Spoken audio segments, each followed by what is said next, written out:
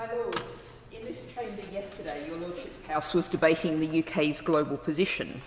Lord Howell of Guildford, who called that debate, spoke about the need to work with the neo-non-aligned nations, the majority of the world's states and people, who wish neither to cling to the coattails of the chaotic court of President Trump and answer to his whims, or to fall into the strangling gasp of the autocracies of Presidents Putin and Xi, but that these are states that wish to continue to uphold human rights and the rule of law, the norms hard won by campaigners and activists over past decades.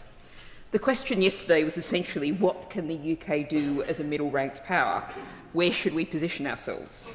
And today we have the chance, thanks to the noble Lady Baroness Northover, to offer a direct, important, practical course of action, the recognition of the State of Palestine, one that, as many noble lords have noted, aligns with the Labour Party manifesto from the recent election, as well as with the majority of those neo-non-aligned states, 146 in total, who already recognise the State of Palestine.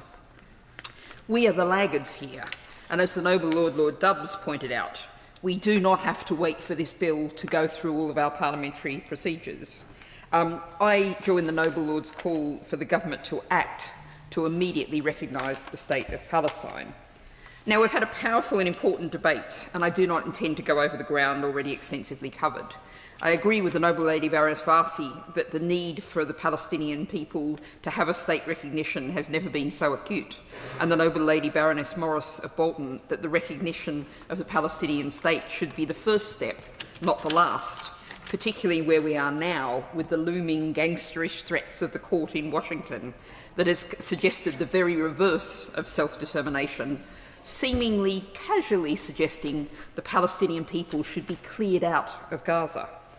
As many noble lords have indicated now, recognition does not show support for any group or organisation within Palestine. It is a recognition of the need for the Palestinian people for a Palestinian state. Who might that be for? Well, I go to a Human Rights Watch report from January this year titled 5 Babies in 1 Incubator, Violations of Pregnant Women's Rights Amid Israel's Assault on Gaza. It tells the story of RM, a 31-year-old who was 2 months pregnant on the 7th of October 2023. She almost starved through her pregnancy, could not get adequate perinatal care, and after enduring a difficult labour was forced to leave hospital after 4 hours and beg for a lift home. She and her family were then forced to evacuate their home, and at last report were living in a tent, the newborn baby suffering from diarrhoea. Now, state recognition, of course, will not meet the medical needs of RM and her baby, but as the noble Lady Baroness Morris said, it would offer a gesture of hope. It would be something we could and should do.